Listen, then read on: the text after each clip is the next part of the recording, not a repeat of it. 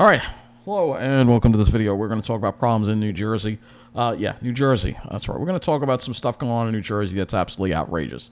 And the first thing that we're going to talk about absolutely is the only oldies station in Ocean County, Beach Radio, decided to change formats this morning and switch to a cat country. So if we refresh this here, showing a bunch of other stuff here.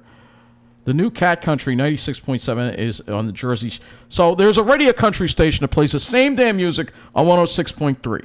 But no, they decided to get rid of the only oldie station in Ocean County. So now Ocean County does not have an oldie station.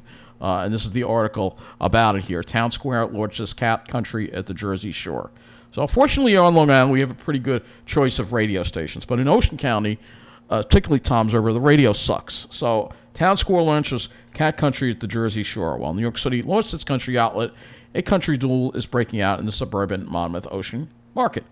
Town Square Media has flipped oldies Beach Radio 104.1, and they're listing all the translators because it's an AM station that had translators, to country, Cat Country 96.7, 104.1, creating a competitor to Thunder 106, which is a well-established country station that has a much better signal. What the hell is Town Square thinking? It's bad enough that they got rid of a lot of the DJs at 105.7 The Hawk, including Andy Chase, who had been there for like ages, and now this. So they really just ruined what was a decent cluster of radio stations and just unbelievably ruined it. And, the way I feel about it is, you have JRZ, but that's like a classic hit station. They only play like 80s and 90s. You don't even hear rarely any 70s on there at all. It's ridiculous. So there are no stations that play oldies in Jersey anymore, at least that part of Jersey, at the Jersey Shore. Jersey Shore Radio back to sucking again after having a decent station there for quite a while. It's such a shame. But fortunately on Long Island, we have a number of oldie stations. Oldies 98, WHLI, WLNG. Long Island radio is miles better than New Jersey. And that's just another reason why I don't want to live in New Jersey. Let's talk about another reason why I don't want to live in New Jersey. 7 Ocean County ShopRite stores sold to the Saker family. Yes, that's right. Now there's a monopoly. One family owns all the ShopRites in Ocean County and most of Monmouth County. The stores have been operated by the Perlmutter family for decades, and now join 32 other ShopRite stores sold under the Saker umbrella. So here on Long Island, we have ShopRites owned by many different families. But in Ocean County, now they're all owned by one family. And I happen to like the Perlmutter stores. They had a better bakery. They had, the Saker stores are more like warehouses. I don't care for them as much. And this is also another loss to Ocean County. And then reason number 3, I don't want to have to wind up living in New Jersey, is JCP&L. All right.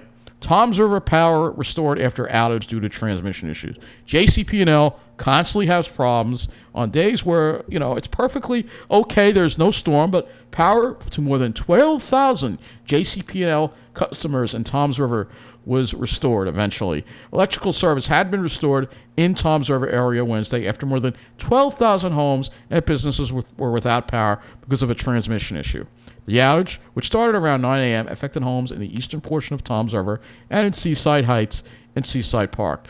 Chris Honig, a JCP&L spokesman, said the outage was caused by a problem in one of their high-voltage sub-transmission lines.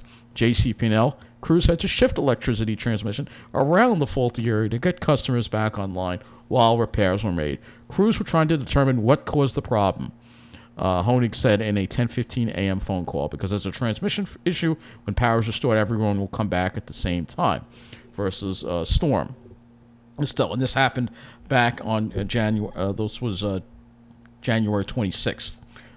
This power outage happened, right? And then that was the day I went hiking at. And I'm glad I didn't go to New Jersey that day. That was last week.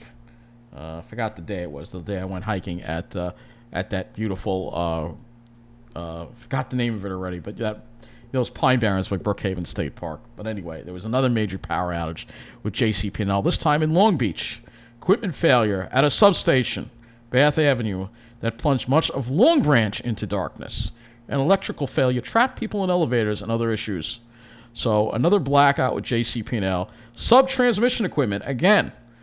They're just awful. I mean, their sub-transmission system is just constantly having issues. And I remember last year, was it last year or the year before, I'm sitting having dinner at Roy Rogers, and the freaking power goes out for no damn reason for like 10 minutes. Thank God it comes back on. But there was no storm. It was just clear and sunny. How the hell does the power go out? So, yeah, they're pretty bad with that. It's just another reason why I don't want to wind up living in New Jersey. And then this happened. There was a big brush fire on the Garden State Parkway also.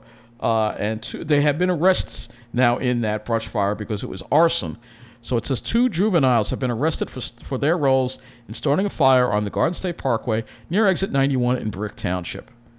Their arson led to the parkway being shut down in both directions for about 10 hours on January 19th, shortly after 5 p.m., and long-term caused at least $1 million in damage inside the drainage culvert that was destroyed.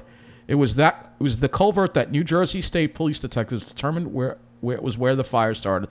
That culvert, which is a pipe that's about 300 feet long and 5 feet high, runs beneath the Exit 91 North entrance ramp and the Exit 91 South exit ramp.